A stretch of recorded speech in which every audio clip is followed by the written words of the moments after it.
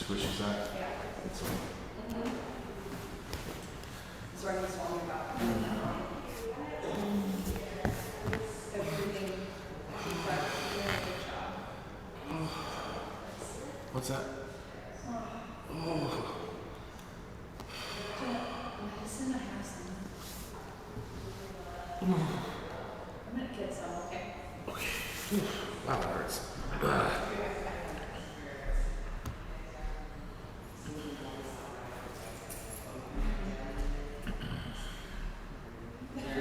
All right.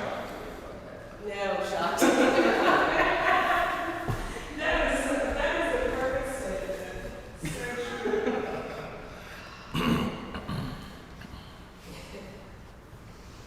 Should put that on the bumper sticker. What's that? Just tell them that I have to come from Buckhead now. And Come out from where? there's no shop in Buckhead. Oh, in Buckhead. None. I don't know. I think there's party Shakti in Buckhead. Yeah, party shop. There's drinking Shakti in There Buckhead. is all of that. That's Yeah. true. I don't know. I mean, there's definitely energy. So, I don't know about consciousness. Maybe we wouldn't use the word Shakti. that's exactly. Yeah. Yeah. We replace the B with an F a lot of the time for driving. Mm. My the dive shop that I'm getting certified in is actually over there in Buckhead. Really? So I've been there more in the last 2 months than I have in the last like 2 decades actually. It's a dive shop. A dive shop. Well, that sounds kind of weird, doesn't it? Like a dive bar? No, it's to get scuba certified. Like that. Yeah. We were working on it actually before the Mexico trip, and then because Liam Bala's in the Scouts, so if he gets Scout certified, Scouts is a little weird because I have very mixed feelings about the organization just because of their past history. Right. And they've done a really good job of mitigating all the things they've been accused of, right, over the years. Yeah. Like adults, for example, are not allowed to be alone with a child. You always have to have two. Which is kind of what it was supposed to be. It was supposed to be. Yeah, agreed. And so, and then when we joined, they were still, homophobic, misogynistic, like they had all this stuff, and still culturally appropriating. Like, we went to a thing, and there was a guy with a huge Indian headdress on, a white guy, talking like a Hollywood Indian, and I was so upset. I caused a scene at the whole thing, and I was like, this is not, like, you guys can't do this. Like, this is not appropriate. So we've had all these struggles with the organization, but they've got it cleaned up, and they've moved away from that. And the problem is, for me, is that even if I wanted to leave, all of his friends are in Scouts, and he only has 5, and he's known them since the 1st grade, and they're all like in it to win it. They love it. What grade is he? He's in 9th grade. That's pretty impressive that they stay in Mexico. Yeah. Once you get to middle school, that's pretty. Yeah. So, yeah. And I'm just like, so then they were like, so he and I started working on our scuba certification, and they said, hey, can we go with you? And I was like, well, it's in Buckhead. And they were like, sounds great. I'm like, oh my God, more time in Buckhead than I wanted. That's how I got started. All I got started. So there's no dive shops in Decatur? Somebody said open one. Is Governor coming? Somewhere. So Gunnar is online. Hey, Gunnar. Hey! Maybe the traffic from his house. So, just so you know, this camera, the wide angle lens, has pretty much got, I think, most of you. Well, at least you're sure. So, and then this one's got you on the other one. So, yeah. So we're gonna get started. So we'll start with the mantra, and then I'll do the mantra, and then we'll do Om Ganesha. Just so you know, if you see me wince, breathe heavy, or moan, I yesterday somehow really deeply pulled my psoas. And so, if you see me kind of like moving like weirdly, that's why.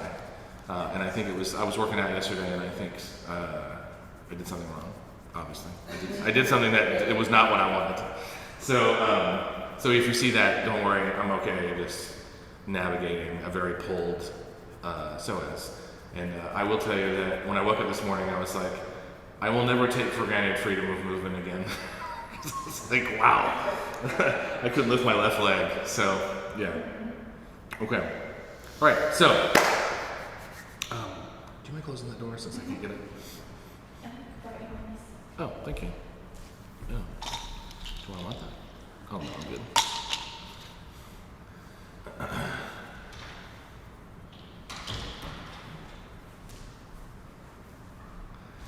All right. Class 3. Okay. Just bring your hands together into pranam.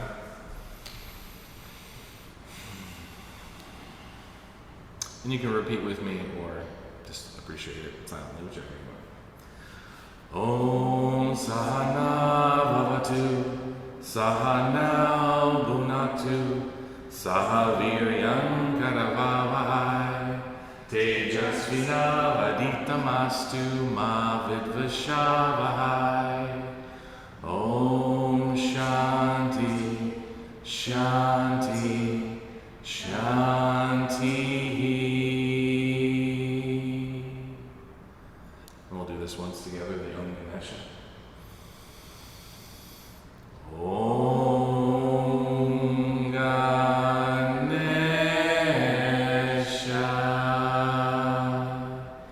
Ganesha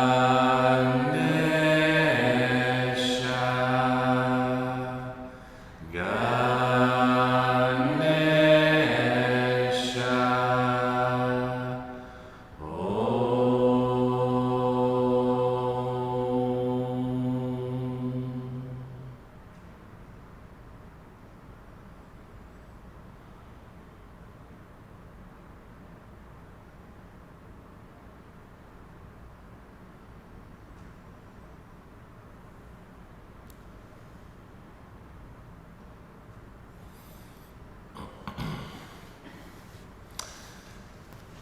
I always love that actually, that first part, because it's like, you know it's working somewhere because where you were is not, when you started, is not where you ended up at the end of the chanting.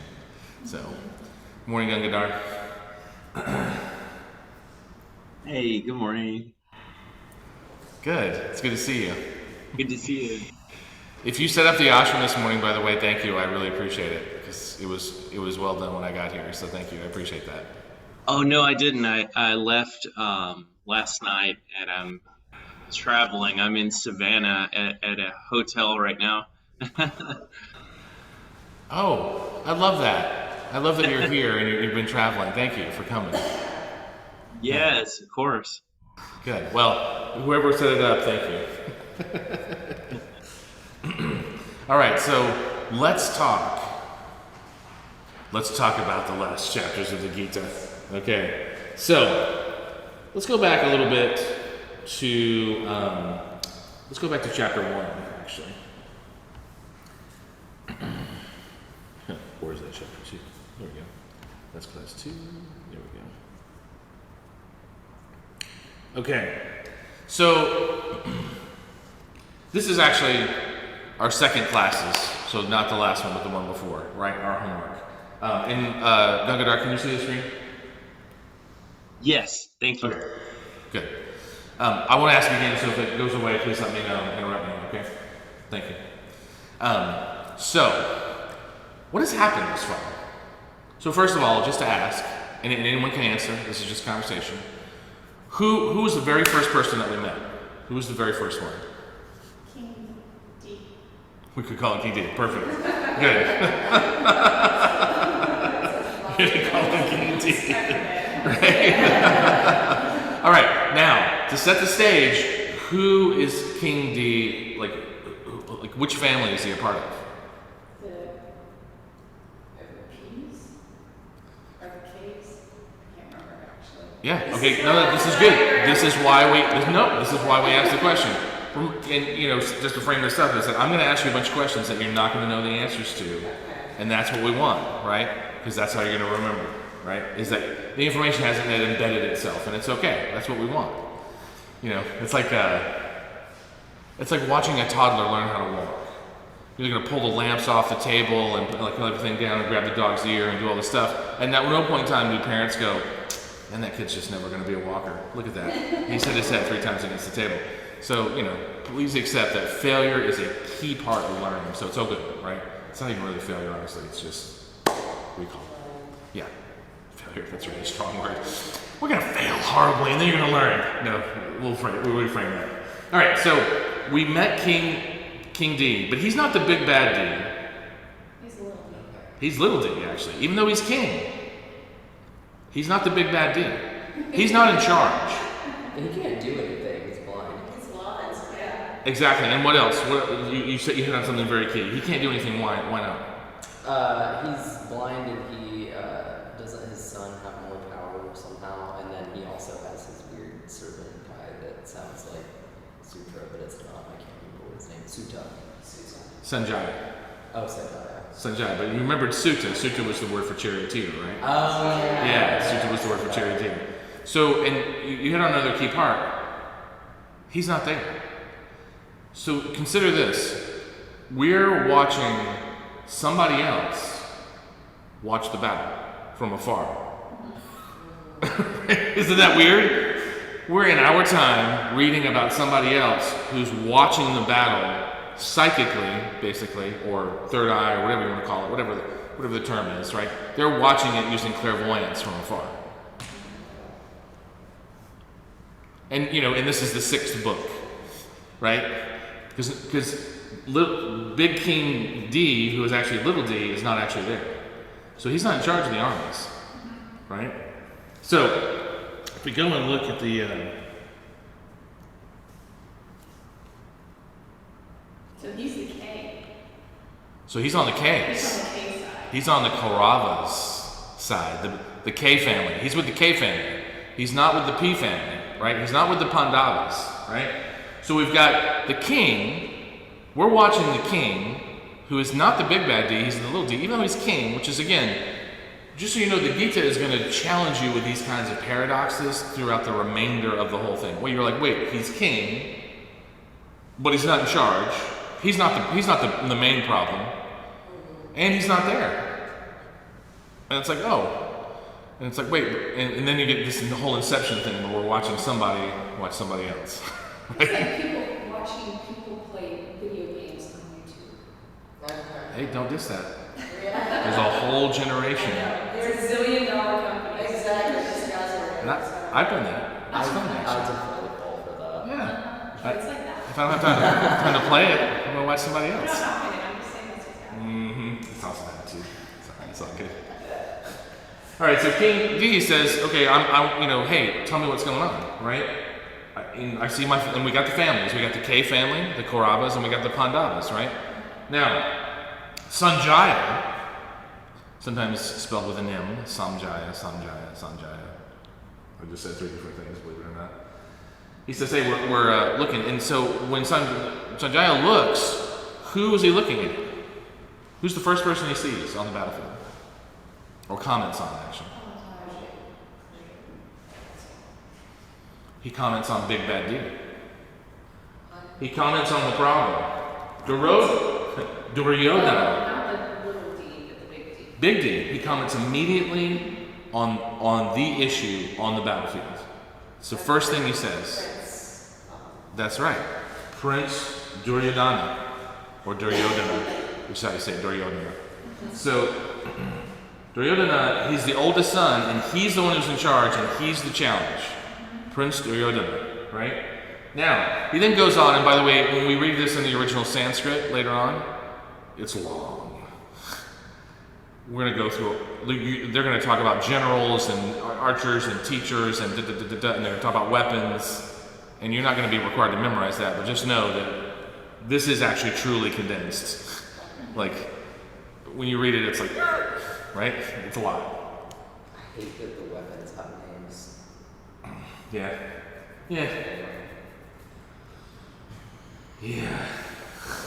There's other commentary, because like Excalibur, it wasn't originally meant to be a weapon of war. It was meant to be a symbol of unification, right? But humanity. Anyway, so Sanjaya's here. He's looking at the thing. He says, "Okay, look, we've got Big Bad D here, Prince D. He's the problem. He's the one, by the way, background, who won't give them 5 villages. He's got the whole country. And he won't give them 5 villages, one for each of the princes that are on the other side. He won't compromise, even in the slightest. They asked for a sliver of what he has, and he won't give it. He will give up nothing, right? And to add one more piece of background, in case you forgot this last time, all of the Pandavas have been told by their respective Ishtadevatas. Ishtadevata is a word that means chosen deity. So their chosen god, the one they worship, the Pandavas, not the Ks, the Ps. The Ps have all been told that Big Bad D, Prince D, is going to destroy the country. He will absolutely annihilate the country. They all know that Prince D is going to eradicate everything that they know and love, and especially the people. And the reason this is a problem for the Pandavas in particular is that the Pandavas believe that leaders serve the people. And the Ks used to believe that, but Big Prince D has led them astray. And let me be clear about what I mean by that leaders serve the people. That's a mandate from heaven. Like, and I'm using kind of like Judeo-Western Christian terms, but like I think you get it, is that it comes from the highest spiritual authority in the land that leaders serve the people. And the Pandavas are being told by their respective aspects of God, because remember, the Hindu faith is monotheistic, it's not polytheistic. There's only one God. These are all aspects of the same God, right? There's 186,000 aspects of God in India from the last anthropological evaluation that I saw like 10 years ago. They're all being told by basically the highest authority in the spiritual realm that if the Ks continue, they're going to annihilate the entire country. And the Pandavas, if they had gotten a sliver of the land, the villages, that would have been enough actually to avert disaster. So imagine you've been told that if you don't stop Jaidas and Agnima, right? Just saying this, right? You don't stop Jaidas and Agnima they're going to destroy the planet, right? They're going to destroy the country. But that's the kind of relationship that we're looking at here, right? Is that someone that you might have some kind of sense of reverence for, and you might know a little bit about them, and you have a relationship with them, and you're being told in very clear terms, if you do not stop them, they are going to destroy all the people you love, not just your direct relations. Right? So then, we come to Arjuna now. Okay, is Arjuna with the K family or the P family? Oh, P. The P. He's with the Pandavas, right? He's with the Ps, right? So we've got King Duryodhana, we've got Sanjaya, we've got Prince D, we've got all these people who have been introduced to us who are on the K side, the K family, and now we've got Prince Arjuna who's on the P side, right? So the first king is on the K side, and the prince is also on the K side. He's on the P side. Everyone we've been introduced to this far in this translation have all been on the K side. Now I want to warn you, when you get the full translation, you're going to get introduced to the K side and the P side. But this translation, all we've met up to this point in time is the K side. The only person we meet on the P side is Arjuna. That's it. Well, and Krishna, right? And Krishna is his charioteer, bard, advisor. What was the word for that? Does anyone remember? This is the only Sanskrit I'm going to ask you about, really. You said it wasn't Sutta, was it? What's Sutta? Yeah. Yeah, Sutta, right? Sutta. And I heard you. Thank you, Gangadhar.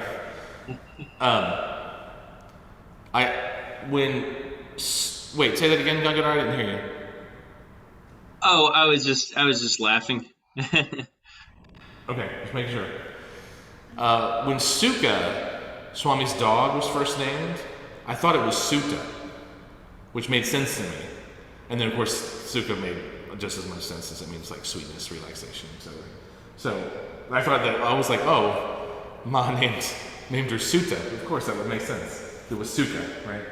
So we got Arjuna, and Sanjaya is saying, look, he's having a conversation, and he's saying, how can I do this?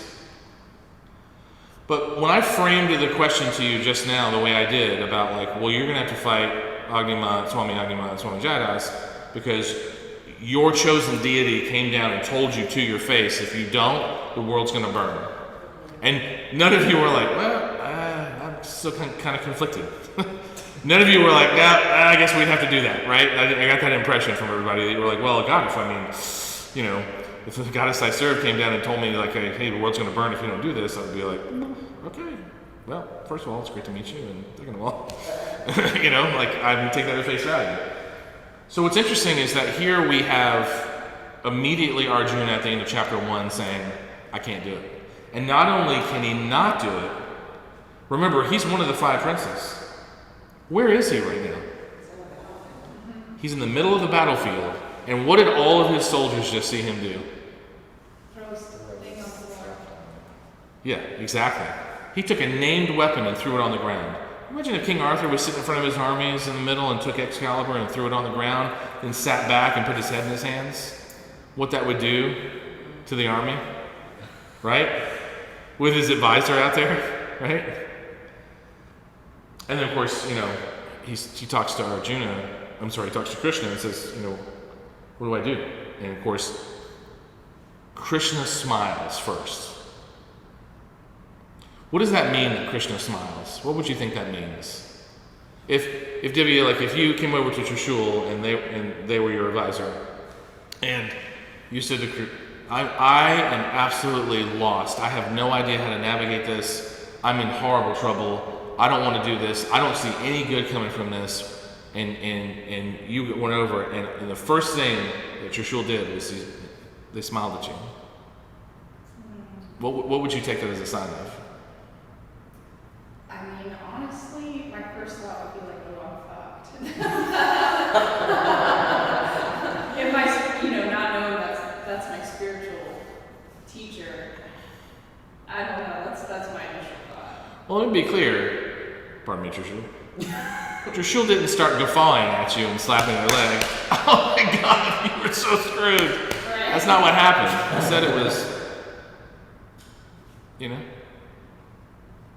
I mean, it kind of does convey everything's going to be okay. Because the first reaction wasn't, oh my God, what are you doing?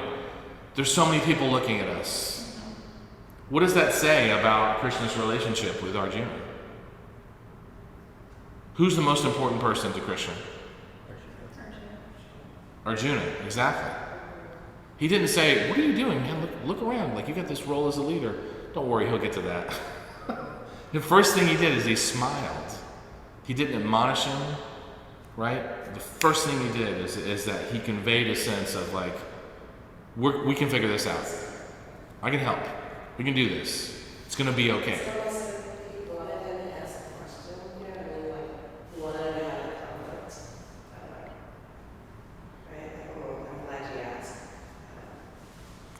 Yeah. You imagine if he was in the middle of a battle and he hesitated? And the price of losing. No one wants to fight. Certainly no one wants to kill people that you love.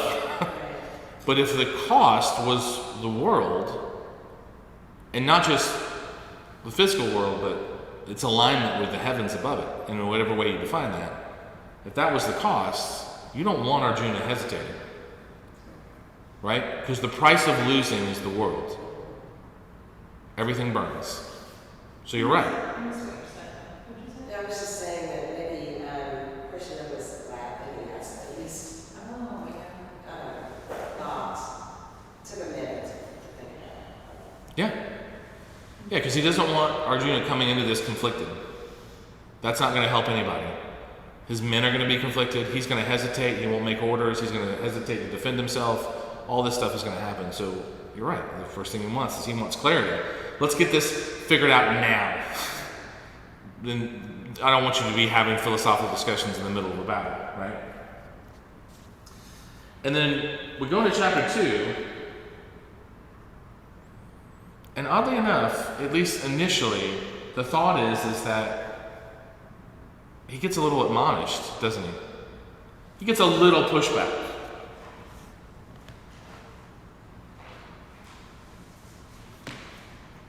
Basically says, look, you're speaking sincerely,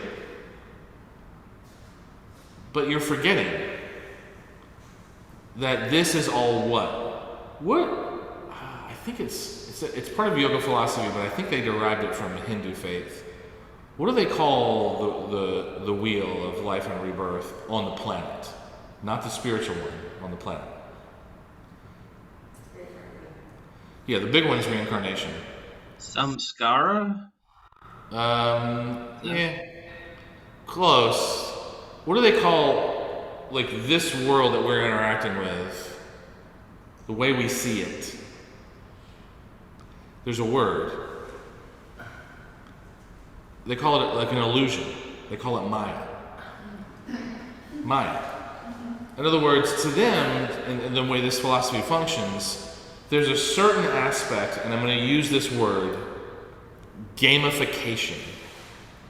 There's a certain kind of like, this is real, we are in this, but we chose to come down here to learn something, so we're in this like illusionary world that we can contribute and create to, and we do so as a group, because these lives are here to teach us something. But don't mistake this life for the only reality. That's Maya. And M-A-Y-A, Maya. Don't mistake this world for Maya. In other words, 95% of the planet believes there's something beyond this life. Now, we don't all agree on what that is. But we do. 95% of the planet says that they have a sense of something beyond this world. Bigger than this world, possibly encompassing this world, right? 95% of the planet. That's a lot. And the number hasn't changed, even though attendance, I don't know if you've probably seen this, but attendance to religious organizations of all types has diminished. But that does not diminish people's belief in something greater. So here we are, and the first thing Krishna says is, hey, by the way, there's something beyond this. I don't know why, but Prince just hopped into my head. Never forget the afterlife. Yes. Let's go crazy. That was the song. Yes. Never forget the afterlife. Anyway, so Krishna's like, hey, don't forget. One, we told you that this world would burn. Two, you are a leader and therefore a servant to the people. Three, do you think you're really killing these people? You're not really killing these people. Mm-hmm. Now, somewhere I'm kind of like, ooh, this sounds like army indoctrination. Whoa. Wait, you're just going to go around indiscriminately killing folks and it's going to just be okay, we're not going to incur any karma. But that's exactly what he's saying. He's saying you've been forced in this position. You've been forced to do this. You offered to take 5 villages and they said no. And you've been told by all of your Ishtadevatas, all of your chosen deities, the world's going to burn. So I just want to remind you that even though you are taking the flesh, the spirit's going to go on. Do you know that? Right? Yourself cannot be punctured by weapons.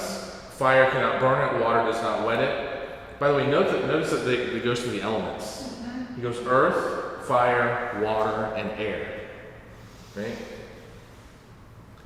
Well, and the only thing he's missing is space of the traditional 5 elements that are inside of Ayurveda. So, if you believe that this lasts forever, would you grieve? Like, does it matter at that point in time? It's hard to imagine. I mean, when I read this, I was like, it's about attachment. Yeah. But understand it's about the deepest attachment we have. What do we fear? There's only one thing, by the way, we fear more than death in the United States. Does anyone know what it is?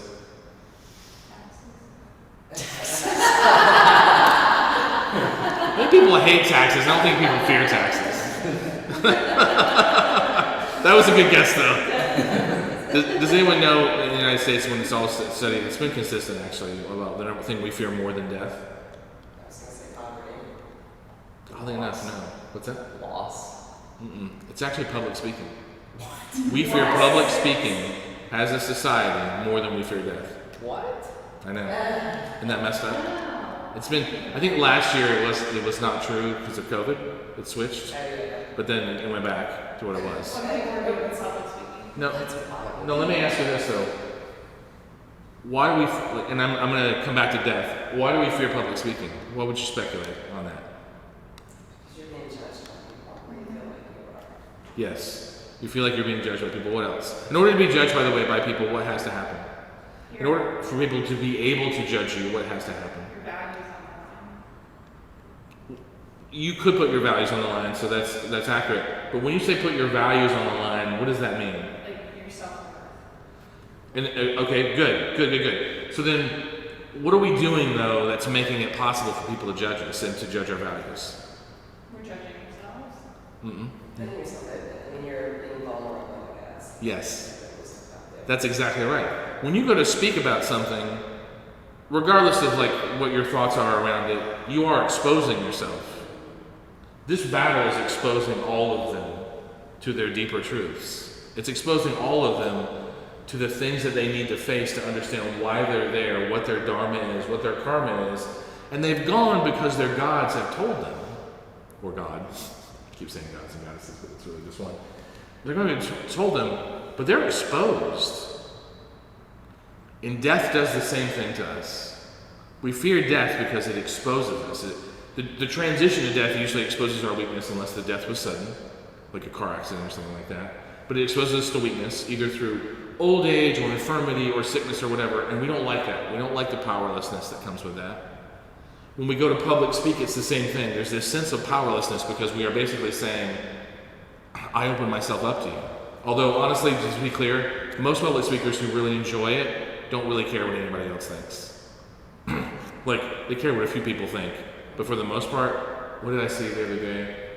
Tim Ferriss said, he was quoting somebody else, I don't know who it was, but he said, you're never as good as they say you are, and you're never as bad as they say you are. You're just somewhere in the middle. Right? So here we are, and he is in the middle of a battle. He's having a conversation with his sutta, and his sutta is saying to him, you're getting all wrapped up because you're not acting according to your values. You know that there is life beyond this physical form. You've been called to do this. And so if you don't believe that, then why are you here to begin with? Why are you leading? If you don't believe in Dharma, then why are you a leader servant? Why did that happen? So to those people who lack the resolution to do what is before them, I'm going to move this over here. The decisions of life are complicated and difficult to make. But what do you need in order to have resolution?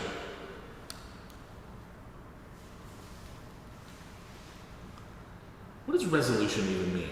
By the way, that word in Sanskrit is super complicated. When we get to that translation, it's going to be bigger than just resolution. But think of like resolution, commitment, alignment, which is what that word translates to.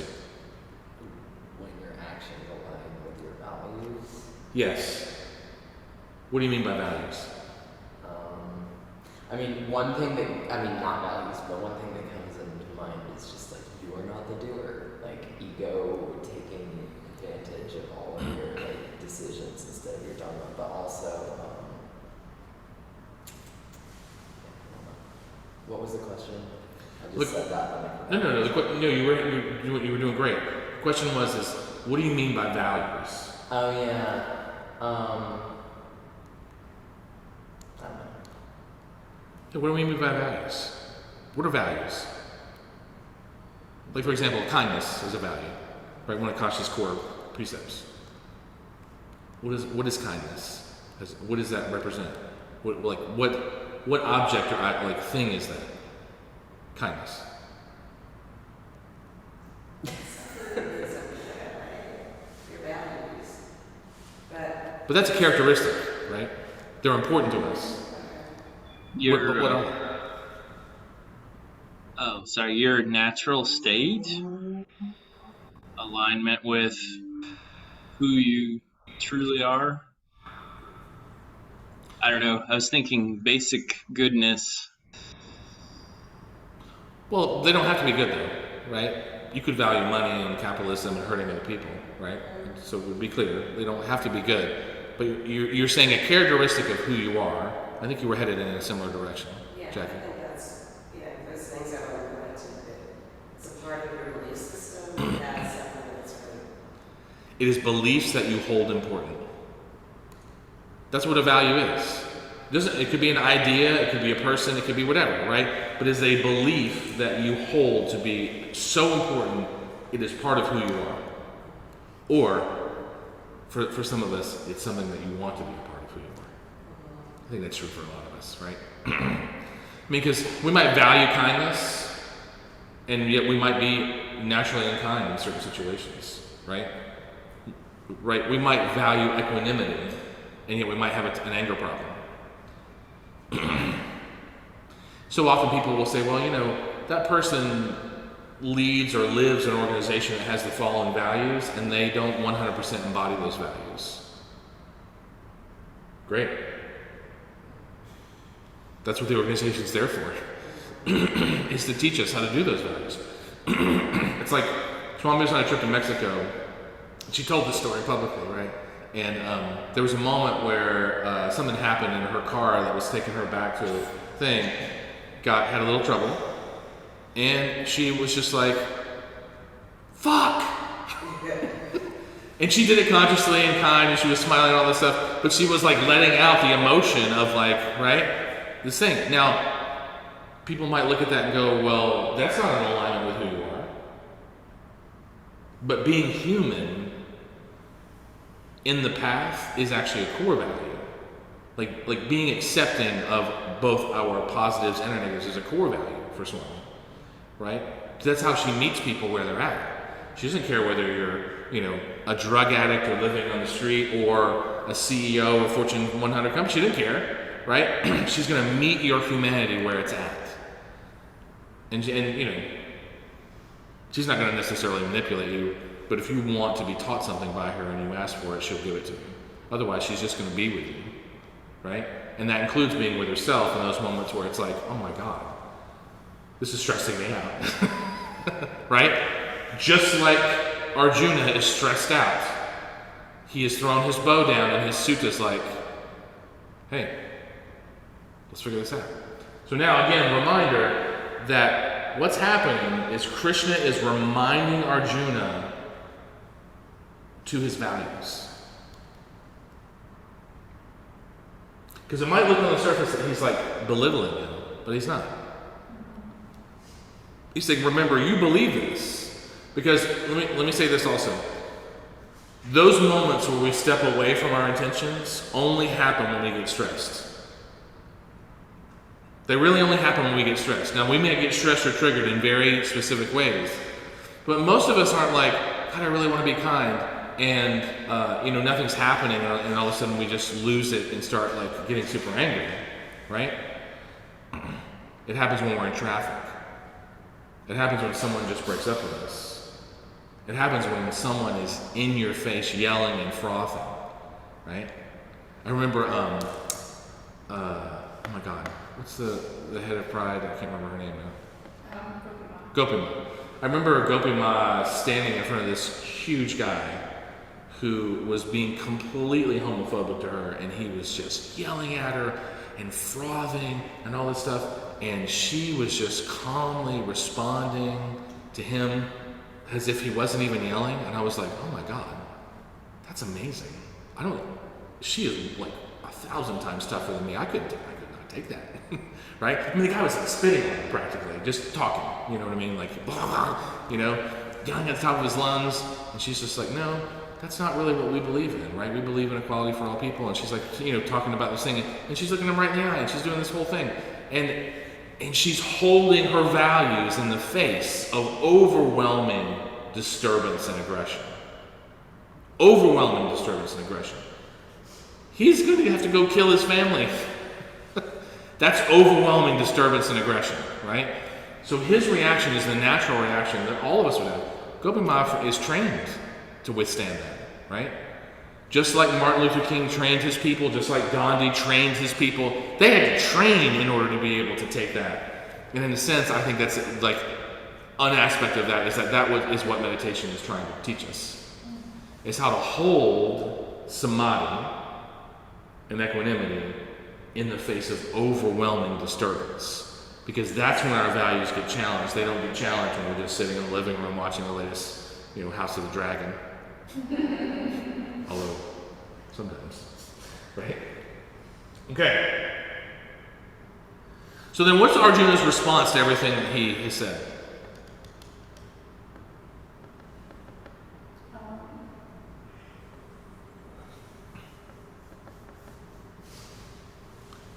What does he say? Yeah, cool. Cool story, bro. Did Mark Plyer do a special on it on Twitch? What about Booty Pie or Mr. Beast? By the way, if you get a chance, go on YouTube, type in Mr. Beast and type in giveaways. Mr. Beast. Mr. Beast, type in giveaways. So there's yes. Yeah. That guy makes a ridiculous amount of money and he gives it away. He gives it to charities, he gives it to people. He will grab people off the street and say, maybe you've seen this one, he said, he grabbed a whole restaurant full of employees, put them in a room full of money and said, if you stuff this in your shirts, you can take out whatever you can carry. Like, he just gives it away. And he's been interviewed so many times. He's like, well, I don't really need all of like this stuff, and so I'm just trying to bring joy into people's lives. And it's like, yeah, great. It's a really uplifting story, and kind of an aberration, honestly, because like most of them don't do that. Some of them have giveaways and stuff like that, but like he really embodies the spirit of giving. It's amazing. Okay, I remember after I heard that. He was like, show me who does that. Yeah. He basically, like a good student, he's like, can you tell me more? Like, show me. And he's not even like, I don't believe you, show me. He's like, I believe you. Show me how, like, I want to know more about people who can do that, like who can attain it. No worries. So then he says, well, these people, by the way, are not agitated, which literally aligns with what we were just talking about. But the funny thing is that Krishna leads is that they're not agitated by their internal emotions. Now, the funny thing for us in the West, just to say this, is that we are not frequently left alone with our internal worlds. Let me say that again. In the West, we are not frequently left alone with our internal worlds. There's always someone trying to get our attention. Whether it's a billboard, or the phone, or whatever, right? There's always someone trying to get our attention. So notice here that Krishna says, these people are not agitated by grief, nor by lust, by fear. They are meditators. It says mediators. And they are able to view good fortune and bad fortune equally. Hold on one second. Even though they live in the world and enjoy living in the world, they are not overpowered by it. Okay, that statement, I'm just going to speak from my own personal experience. I am frequently overpowered by the world. And usually the only way I can actually be not overpowered by the world is to withdraw from the world. And that used to be, and I'm so glad I figured this out, I used to get sick. Like if I got overstressed, I would get sick, and then I would go down for 4 days or whatever, and then I would recover. And then I'd feel great. I'd be like, oh my God, I'm feeling great. And after a couple patterns of that, I was like, I don't have to get stressed enough to get sick in order to just recognize that I have being overpowered, and I can just step back, right? Don't have to have the illness to teach me something. I can just step back. And there's another sentence here that's really powerful. They are not overwhelmed by their senses. Now, in the last class, we did the pratyahara meditation, which was about withdrawing from the senses. Meaning, is there a space for consciousness in the mind that exists outside of touch, vision, hearing, taste, and smell? Can we exist? Is there a space that exists without the senses? Because meditation, in a sense, is asking us to go inwards. But invariably what happens when we go into meditation, first we close our eyes. We try to find a quiet space. We're not eating anything, right? We're sitting somewhere, right? You know, hopefully there's not like a strongly offensive smell getting your attention. And what's the first thing that happens when we're sitting that tries to grab our attention? Ego. Yeah, mind. And then what's the second thing? What's the second thing that tries to get us to not meditate, other than the mind? The body.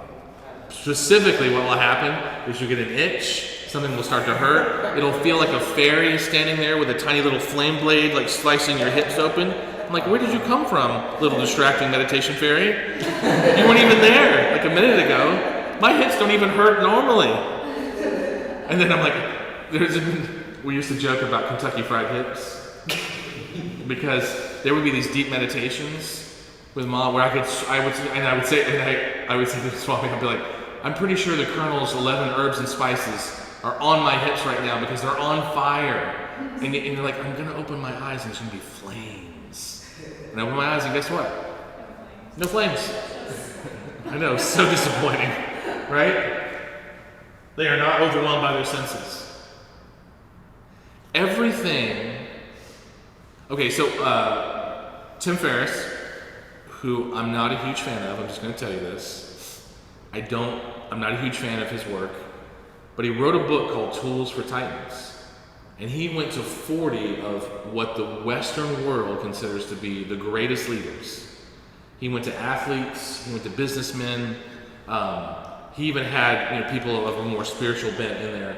And he said, what is your daily routine? Tell me what your daily life is like. There was one commonality between all of them. From the investment bankers to the athletes, like to people like Tony Robbins and that. It's like there was one commonality. They all had a meditation practice. All of them had some kind of mindfulness and meditation practice. That was the one thread that went through all of them. What you take from that, or you could take from that, that's my opinion, is that meditation teaches us to pull back from the senses. It teaches us to watch the ego's machinations so that you can recognize that it's a story. It's just a story. A story you can change, right? That's all that's happening. It's just this story that's occurring. But the senses are a key driver for that story because typically what we're remembering in our thoughts are things that we experienced. We remember, the sushi that we ate, or the great cup of tea that we had, or that honey that was made from orange blossoms. We remember these things. If I say the word lemons, immediately people's mouths start watering. Because everyone's who's had a lemon remembers that. It's like, oof. Right? So, and he says they know how to step back and observe life as it happens.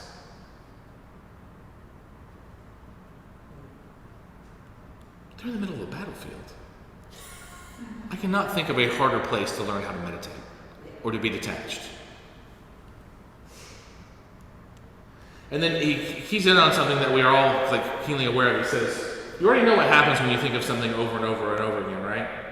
Which, what does the study say that 90% of our thoughts are repeatable? I don't know how they track that kind of thing. But in my own personal experience, it makes sense. Yeah. If I do not introduce new information or a new pattern into my life, I typically don't think new things. Do you? No? When I was a little kid, one of my favorite things to do was my mom would buy me fantasy books because the first book I read was The Hobbit by J.R.R. Tolkien. So I was just caught by fantasy novels. And so we'd go outside and play for hours and hours, and we'd come back in, and then I would read for the rest. Homework was done. Read for the rest of the night, right? After having dinner. And I was just reading, and I was just captivated by these ideas of these far-flung worlds where, different things could happen, or ideas of like, magic, or like just these new ways of being, or even in some cases like introducing to whole new races of creatures, right? And it was just like, wow, this is like cool. And I don't know that I thought to myself, ooh, I kind of was like, oh yeah, I wish there were elves, that'd be cool. But somewhere introducing new and novel concepts changes the way we think. Now, that being said, what is the number one source of information for us? The number one thing that captures our attention in our day-to-day lives, if you're not having to do something like teach or present, something that requires your full attention. Right now. Say again? And right now it's kind of the internet or whatever you're speaking to us right now. Which are not always real thoughts. It's like things that you think about, and then once you click on that, you think more about. Yeah, you're exactly right. The phone, the smartphone in particular, has become our primary relationship. So, when he talks about stepping back and observing life, what was it the other day? I was with my nephew, and he was like, my phone ran out of juice. And I was like, it's okay. It's okay. We're over here, we're shopping for his mom's birthday, was yesterday. I was like, we're gonna do this, it's gonna be fine. Everything's gonna be fine. And he's like, no, I need to charge it up. I'm missing out. I don't know what's happening. Like, I need to, you can see his anxiety rise up. I was like, okay, let's get the phone charged. And then he looked at it once, stuck it in his pocket, but he just needed to know that it was there so that he could satisfy it if he wanted to. We are trained by the senses, right? And you probably are aware of this, but most smartphone interfaces were designed by one person who worked for the Department of Defense, called weaponized persuasion. And they studied how to get dopamine out of the brain based on certain kind of interactions. So they reward you. Go ahead. I think it's interesting because, I definitely have less strong relationship with my phone when I'm not feeling depressed, and that's interesting that you say dopamine because, you just go towards things that give you dopamine when you're depressed, and so I'll, doom scroll when I'm depressed, but if I'm not, I'm everybody yells at me because my phone's never charged. It's just interesting. Yeah. Yeah. Well, and it's short-term gain for long-term loss because we learn to go there for dopamine, and what if you could just generate your own dopamine? One of the things that started happening, I know this doesn't sound a little strange, but I want to say last year, maybe the year before, my first thought in the morning was, oh my God, I love you, Michael. And I was like, Oh my God, is that? oh my God, I love you, to myself. Right. I'm like, where did that come from? It wasn't a practice that I started. It wasn't something I had a discussion about. Oh, I should tell myself how much I love myself in the morning. It's either, and that's two variations. It's either, oh my God, I love you so much. Or, oh my God, that was such a good night's sleep. And it's always now goes back and forth between the two. And I thought to myself, what? This is great. Because if you're not going to be your own best friend, who's going to be? And two, that's a great way to yoke the senses. I do not need to reach for anything else at that point in time. I've already gotten a hug from myself, right? Either acknowledging that, hey, good job, you went to bed on time, you got some good sleep, or, man, you're awesome, for no reason whatsoever, right? No reason. I'm not sitting there going, good job getting all that project done yesterday. I know it took a lot of time. I'm really proud of you. It's I just really love you. I just really appreciate it. It's and so in that way, it's we can step back in a sense, and I want to be very careful with these words when I'm going to use them. We can take control over our choices because that's what Krishna is asking Arjuna to do. Own this choice. You came here for the right reasons, and I'm using right very specifically. You came here to help others. You did not come here for gold or glory or any of the other things that could be about the ego. You came because we called you. You're now here. You're now here to save the world. Not to frame it in those terms. Hollywood has really broken that for me, unfortunately. But it is, in a sense, it's saving the world. Saving people. When I say the world, the people in the world. The people here. You've done all that. And I want you to now take control of your senses. I want you to now step back and detach. I want you to now observe. But I want you to be here. Notice he's not saying withdraw. I want you to be here, but I want you to set all of your fears aside. Because he calls them out and says, hey, people aren't agitated by fear. He says this right here. These people are not agitated at the very lower right-hand side by grief, nor by lust or fear. He calls them out. He's like, but you are agitated. And then when you attach to a thing, you begin to want to possess it, and then you can't get what you desire. Anger and frustration and this cloud judgment. To step back from these influences and achieve peace requires committed daily spiritual practice. You know what's funny is that you're seeing this now more in the fitness world as well, where they're like, consistency is more important than intensity. If you walk a couple miles every day for 30 years, right?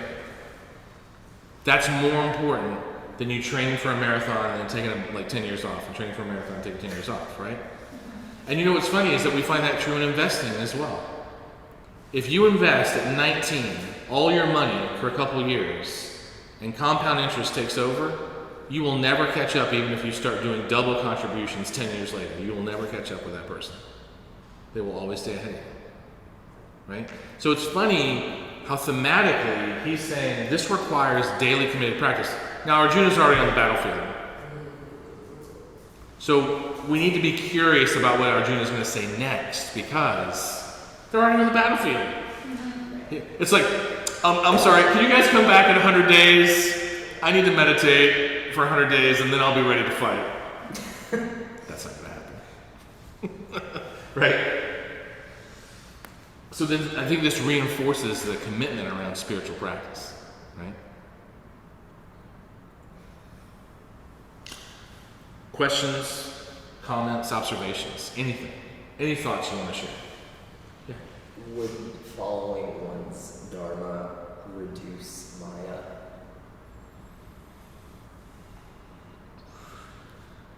You know what's funny is that Mukunda Styles used to come here and he was asked that question. And he said, well, Maya exists as a separate thing. Okay. Like, the veil of illusion is very, your acknowledgement of it is very, kind of true or false. In other words, the minute you step back and say, you know what, I'm not going to participate in the game of illusion, you stop. Okay. But no one's like half in. No one's like, it's kind of a fun little game. If you say that, if you say like, oh, this is a fun little game we're playing, you're already out of the illusion, right? Now, let me be clear, I say game, we're not flippantly playing with people's lives, but at the same time, if you're recognizing, well, life is this awesome game that we get to play, and we get to learn lessons about it, and it's very serious. It can also be very light, right? And we acknowledge like that, then you're already out of Maya, you're already out of the illusion. You've stepped beyond, what was it, the Wizard of Oz? You've stepped behind the curtains and you've seen the wizard for who he really is. So, it doesn't really lessen it. Okay. Yeah. And it's funny because dharma, karma, bhakti, all of that kind of like exists in a sense beyond and above Maya. The illusion of this is the only reality. Just make sure I'm clear. Maya is the illusion that this is the only reality, right? Those concepts, those ideas exist beyond Maya. So, yeah, it's a good question. Thank you. Okay. Well, I guess, so Maya is believing this is it. This is it. You're trapped. So, if you get past Maya, you do that through meditation, through just a belief system. How do you get to the reality that it's, or that this is not it? How do you get to the point where you don't believe this is it? Well, I think 95% of the planet actually instinctively knows this isn't it. Right. I think there's a sense of this belief beyond, But you did actually hit it right on the head in the sense of that meditation starts to draw us out of the body and out of the senses because we're so into we're so into this. We have to be. We live in it. Without it, we're not here. So you can't dismiss the body, but at the same time, there's a way to shift your focus, and I think that only comes through meditation. Now, it could be moving meditation. Do Tai Chi, for example. Or it could be sitting meditation. He advocates a certain path, do they not? Krishna does. So his advocacy is that, well, you can sit still and meditate. You could also make your actions serve the people around you. And I definitely knew something more, but I would struggle to be Krishna and know that if you get this war, if you end up killing people, that they're going to the next level, that it's all okay. So that's where I'm struggling a little bit because I don't know, I'm struggling a little bit, but just the thought of murder or war or whatever, and melding that with a belief of a higher place or different place, it just is not, it's contradictory in my mind right now. But I'm not Christian, I was like, no. But that's just a little bit of internal struggle I'm having with this limit. Yeah. Well, but I mean, because how is that different than from like the Crusades or any other kind of holy war that has ever been conducted? Well, I haven't been about that. Yeah. Well, That's okay. yeah. Well, let's hear it. Let's hear your opinion. No, I just, I think that's the thing that I want to so I think there's a lot of selfishness and greed in a lot of that. So I'm not, necessarily believe that that's all okay, but that's my judgment. And that's probably, not my place to judge. But there's a lot of human selfishness in the Crusades and a lot of other things that religion has done, including, being pro-slavery and a lot of other things. So I'm not all in that. And Makes sense. yes, Jackie, and it does. And one thing I want to invite you to consider is that you are always entitled to your opinion, and it's not necessarily judgment. Right. You are one, and you don't need me to even tell you, but I'm just reminding you. Thank you. You are entitled to your opinion, and it is not judgment. And I think where it becomes judgment is when we force it on other people. Like I'm enjoining them to take on my version, my opinion, right? I think when we force our opinion on someone else and say like, you're wrong because you're a woman. That's me trying to force my opinion into her world, right? And that's judgment. Yeah.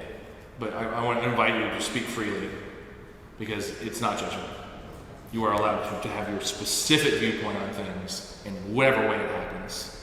And then you share it and we'll take it just as your perspective. Yeah. I think this would be a very interesting concept to apply to like death row stuff because there's like so much like controversy over that. And, like this is very interesting to like immediately make me think of that. And particularly when you think of like prison guards, who Yeah. I've known quite a few actually. Prison guards, they are not the kindest people in the world. And I've met others who were super kind. But Yeah. most of them are not kind. They've been changed by the thing, the experience. But between the manipulation and all the other stuff, right? And so, what's the difference there? Like, to go back to the point, it's like, what's the difference between the war that we're talking about, based in selfishness, greed, power acquisition, whatever, and the war that we're facing here? What's the distinction? Is there a difference? Well, I guess what just learning a little bit more about the background is that their God basically said, you need to do this. To save the planet as opposed to the green part, which is, let's go get gold and whatever. So I think that's the difference, right? And there's been a history of negotiation. The backstory sounds good. The backstory's good, right? We've had a history of negotiation. Okay. Look, we were told that this is going to happen, but if we can get just a portion of the land, we can prevent, like just a little bit, we can prevent everything from going like south in a way. Just give us 5 villages. No. But God has told us, God has told us, she has told us that everything's going to burn if you do not just give us a little bit. Nope, not going to do it. And then you're like, right? It's not like you can imagine with the Crusades where France is like, we're going to go over and meet the people in the Middle East. We're going to meet Saladin, and we're going to have a conversation with him about what he needs from Jerusalem, what we need from Jerusalem, and what the Jewish people need from Jerusalem. And we're just going to have a conversation. Let's figure it out. Free access for all, right? We're going to just have a conversation. That didn't happen. There was never any negotiation. They just went over there and started murdering people. And they were like, well, we're going to defend ourselves. And it's like, that kind of thing is so missed in tension. There was no even attempt at peace. Now, God talking to you, or God is talking to you, or whatever form you want to take, that's hard to qualify, right? That is hard to qualify. Because people did claim during the Crusades that they were spoken to by God, right? And it's like, people could say that. I think the other thing, though, is that what is the purpose of the war? Like, let's look at World War II, which has very big premises to it, right? Why? Why? Set the genocide aside. Why did you start a war? What did you need? More power? More land? More, like, what was it, right? And you look at it, it was purely an economic play. They wanted more economic power. That was it. So the problem is that you don't ever really know the sides and what their intentions are. But like sometimes it can be very apparent. But like in this particular case, we're really talking about the individual's role in the war, not the entire nation's, right? So it's like, what is our intention? What are we doing here? Like Swami teaches frequently. She's like, "What chakra are you coming from?" I'm like, "Well, right now I'm coming from my power chakra." Like the time I had this whole like inner dialogue where I was like, Liam was like, 6. And I'm like, why did you put that drone in the tree? And I'm like, immediately I'm like having this dialogue with myself where I'm Liam, except he's 30. And he's like, well, Dad, because I'm 6 years old and you gave me the controls and told me that I could just push the juk up. And I did that and it shot way in the sky. And I didn't know what I was doing. I'm 6 years old. My brain's not even fully developed yet. I don't even know why you would give me this thing to begin with. And it was like, oh yeah. I'm coming from the third chakra. Instead of the fourth, which is like, yeah, that was my choice, my responsibility. He's 6, I'm here to support him and manage him. Is yelling at him really going to teach him the correct response to these kind of things, the response I want him to have, right? And so, or give another example where I was like coming from the third chakra, like 20 years ago, we had to repaint these like computer shelves downstairs, and it was part of Ma coming. And most of you know Mahatar, right? Mahatar. So Mahatar has always been in charge of the facilities here. And so she was coordinating a bunch of things, and at one point in time she looks at the shelves and she goes, I need you to repaint them again, a different color. And I was like, Gah! I was like, are you kidding me? And I'm standing in front of her and I'm like, I've got to repaint these things. Like, this has to be done by tomorrow. This paint takes 2 days to dry. And I'm standing in front of her, and we're outside in the back, and she goes, Rishi, I'm too close to you, and I love you too much for you to be looming over me like this. And I was like, yeah, you're right. I'm sorry. I'll be right back. Let's go on. Came back, and then we had a loving discourse, fifth chakra. Like, we had a loving discourse, not me the third chakra is even made from fire, and I'm sitting there going on her, right? So, intention plays an important role. Where are you coming from? Are you reacting? Because this whole chapter is basically saying, if you're not in the senses, and you're not in the surface of the mind, you're not reacting. You're not taking your first reaction, you are. What's our focus here? Because in that reaction, we lose our ideals. We lose our beliefs. The things that we value, we will set aside in order to survive or protect ourselves. So, yeah. Good. Other questions, comments, observations?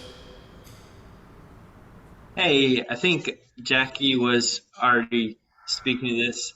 I was just thinking this dialogue is a lot about detachment and how what if Arjuna were to be detached from the role he's playing as a possible plot line? If he decided to not fight the battle, it also seems like taking a step back and not getting involved in this turmoil of war. Does that make sense? Clarify your question for me because I didn't quite understand it. I guess I'm wondering if how Krishna is proposing to Arjuna to be detached but also engaged in war, and those seem like counter to each other. Yes, but the conversation's not over.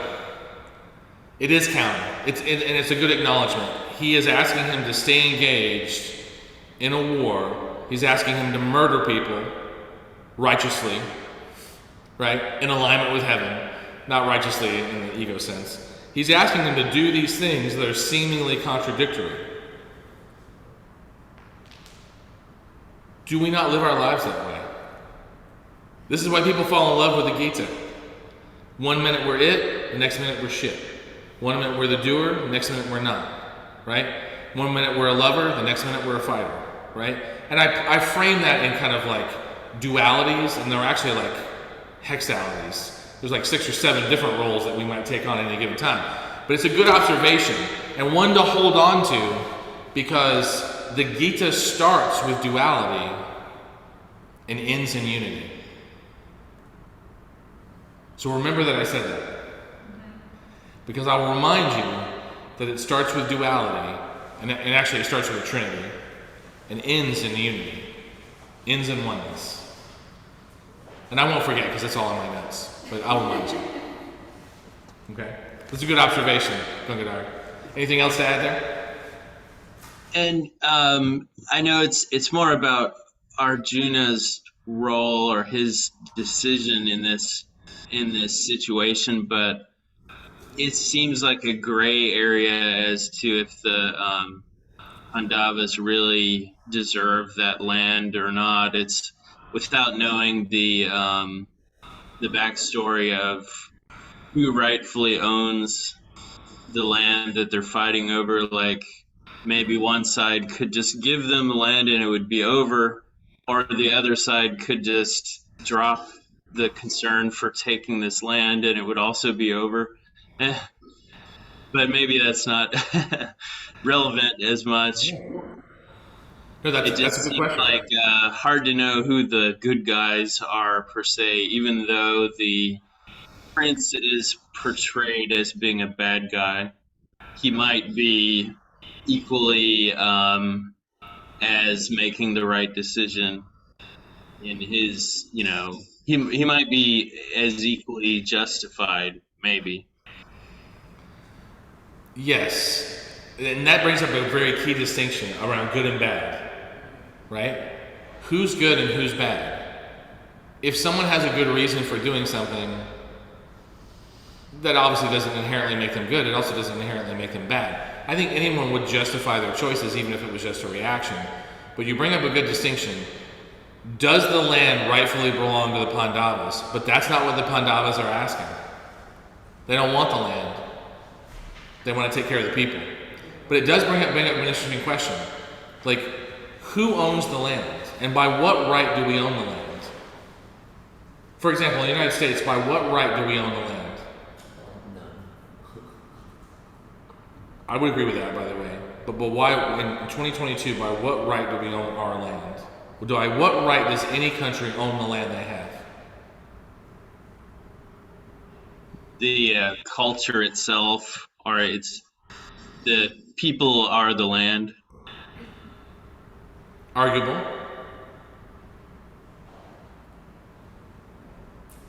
In this country, I think at this point it's like legal entities, right? Right, man-made legal entities. Man-made legal entities.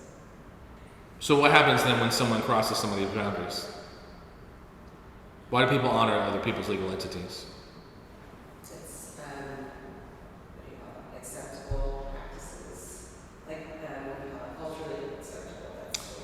like a common agreement, like a communal agreement about like how this functions. That's true, right? We do have common agreement. We have what they call intrinsic agreements, invisible agreements about how things function. It's unfortunate because some of those things should be explicitly stated, right? But the main reason in the modern world by which countries own the land is by force. That's true. That's how it's happened, how they acquire. And that's how it's kept that way. No one's going to go in and annex Maine or have Mexico take Texas. I'm just throwing that out there. I have no ties into that, right? I realize that could be like a political hotbed. Is because, yes, I think Texas would go, honestly. We're going to rule this country. Because... Oh my gosh, can I mention this really quick? Yeah, go ahead. So there was this guy, we were coming back from Mexico, and this guy had this like Trump shirt on that said like raw America, or like you can't take our, what did it say? Don't tread on me. What? It wasn't the one that said don't tread on me. Don't tread on me. And I was like, are you seriously in Mexico right now after all of that? I don't know, I had such a hard time. I wanted to do something to that guy. I just was so angry just to see that shirt. And the audacity to wear the shirt at the Mexico border. Yeah. Well, because it begs the question, does might make right? Because to be clear, the K's outnumber the Pandavas. The K's outnumber the Pandavas. Does might make right? Numbers were more important then. Technology is also important in warfare, but the numbers were important. So to your point, force is the way by which we maintain it, right? How do we create a stable society? The fear of the use of force. Now, most of us don't need that. We would just be civil to each other, right? But there's this force implication here that sits in here that is thematically, because in a sense, it's like the application of force, the application of choice. Who has the power, and what are they doing with the power? So I'm not going to answer those questions, but they are great to consider, because that's what we're talking about when we're talking about a crusade that is founded by good intentions versus one that isn't. We're still running into this. We're still in the middle of a conflict. And one has alignment with so many things, and the other one doesn't have alignment. The one has really awesome intentions that align with our values, and the other one doesn't have good intentions. What happens when these things come into conflict inside of ourselves, inside of our families, inside of our social circles, inside of our organizations, inside of our governments, inside of the world? That's what this is really talking about. So, all really good points. Anything else to add? I just have a question, just because I think how much of this is fiction and how much of it is real? Is this didn't kind of happen, not this happened, they were history right? Oh yeah. Am I missing something? This is a true story. It's hard to know. It's 9,000 years old. I know. Yeah. Like, you know what I mean? It's like some things we could figure out, like, it's like 9,000 years old, and so scholars have looked at it, and it's like cohesive in the grammar, and they've done word analysis and all other stuff, but like, we don't really know, right? We don't know. And I think people have been like, yeah, we're okay not knowing. It's probably fiction, we don't know. It might have been a dramatization of someone's actual war, we don't know. Did these discussions happen? Not like this. But was this sitting on top of someone else's real war? Probably. Yeah. Someone wrote about it. Yeah. So, just for the sake of not making them too nervous, because they were like, we didn't have much transition time last time. I was like, we'll make sure we'll take care of them. Let's talk about chapter 3. First of all, does anyone have any burning questions about chapter 2? I highly recommend, since these are such short reads, to just read them all again. I know, it does feel like it's kind of, like the more I'm reading them over and over, it's kind of going deeper and deeper. Like that second chapter was like, I couldn't remember the details of, like you asked, like what happened next, but all I remember is like attachment to this body and attachment to all of that. So that was kind of interesting. Perfect. Then you got the core essence of it, which was about attachment. Yeah. Good. So chapter 3 basically says what Gangadhar just said. Hey, you're confusing me. You were saying do this, and then you're saying do that, and that doesn't make any sense. If you consider, and by the way, when you see the words knowledge in here, I want you to substitute that with like experience or practice. Because the word knowledge doesn't translate cleanly, right? It says, you want me to engage in this horrible war, what must I do to activate peace? Can you give me a straight answer? See, basically what Gandhar said. Gandhar's like, hey, it's paradoxical, let's shift it. So, Krishna's like, I announced 2 pathways to peace, pathway to contemplation. So right thought and right action, right? But he said, it's not possible for any creature to stop moving. You can't just cease moving forever. You can't just sit in the cave and not have to get up to use the bathroom or drink some water or something like that, even if it was just once every 100 days or something, right? So you can't stop acting. And of course, Krishna goes on to say, look, if I stop acting, if I stop moving, the world ceases to exist. Kind of a little bit of Shiva Nataraj kind of like reference there, right? Not everyone ever understands this. So when you think it is you who are doing something, that is when you get attached, right? And so he continues on and basically says, look, I want you to just focus on me. Now, when he says focus on me, Krishna is a facet of love for the divine. That's the shard in that particular religion or philosophy, right? If you want to escape cause and effect, because remember, cause and effect is often a construct by us. We do something and something happens. And it is true that there are situations where we do something and something happens. There's also true where we do nothing and something happens. But we think because we exist in a world where our experiences, we cause something and an effect happens, that's the way the world always works, that rule is universally applicable. And the truth of it is it's not. So, and then Arjuna says, hey, what makes us so selfish? It sounds like there's something that's constantly trying to keep us acting selfish, right? And he talks about it. He doesn't, so the ego, by the way, is kind of like saying that someone's crazy. It doesn't actually, or saying like you're depressed. If you were to ask me to dissect my depression, it would be like a Shakespeare play.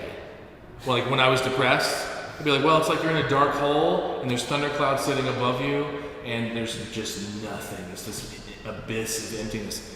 Like that starts to express the depth of what depression actually represents. So when we're sitting here and we're saying, look, instead of just saying ego, this is what he says. He says, people act selfish because it's the accumulation of all of your desires coming together in a strong, irresistible appetite for self-satisfaction. Is that not a great phrase to define the ego? Mm-hmm. Whether it's the ego's desire for control, the ego's desire for safety, the ego's desire to, distract you and satiate the senses. The ego's sole job is to keep you focused on what the ego wants. Survive, eat, consume, right? Just like that kind of thing. Which doesn't mean there isn't consumption that isn't spiritual nature. It doesn't mean there isn't things but it's like, it grabs you. Ways in which the accumulation of desire come together in a strong, irresistible appetite for self-satisfaction. That's chapter 3. So this is what you're going to be reading. Questions?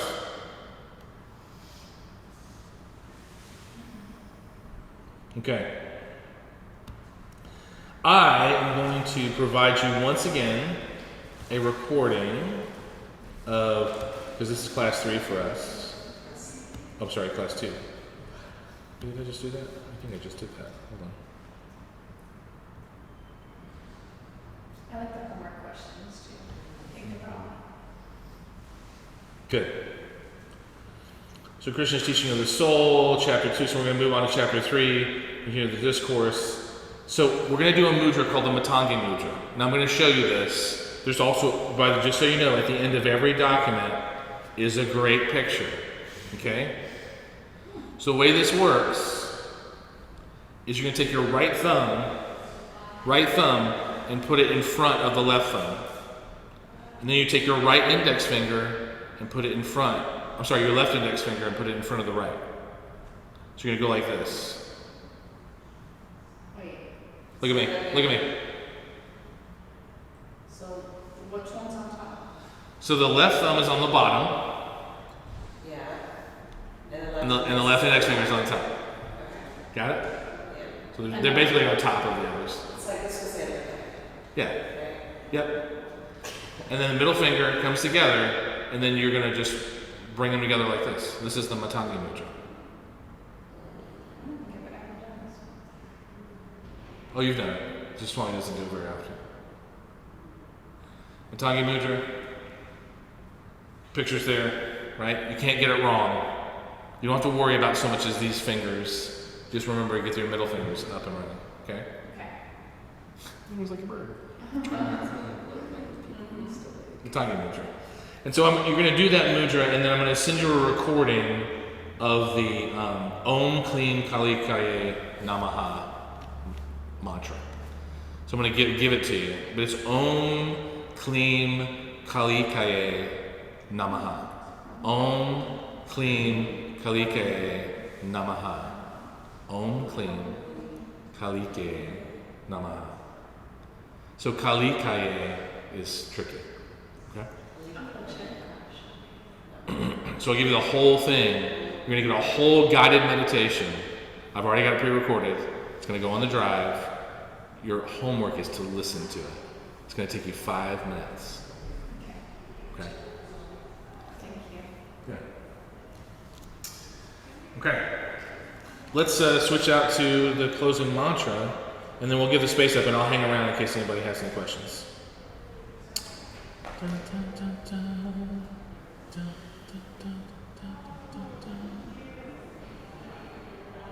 Huh. Oh, there it is. Okay. All right, so we're going to do Om Shreem Hreem Kreem Krishnaye Swaha. Okay? We'll just do it one time. All right? Take a deep breath in. Breathe this breath out. Breathe in to begin. Om Shreem Hreem Kreem Krishnaye Swaha.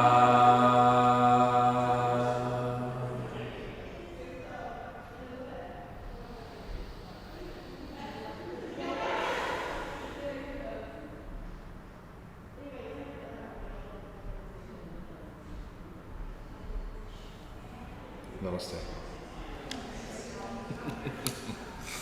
All right. I'll see you guys next week. There will be more moving and more props since I won't be limping around.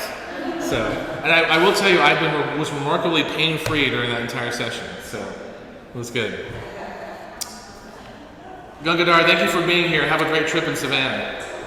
Thanks, Rishi. Good to see you. Thank you.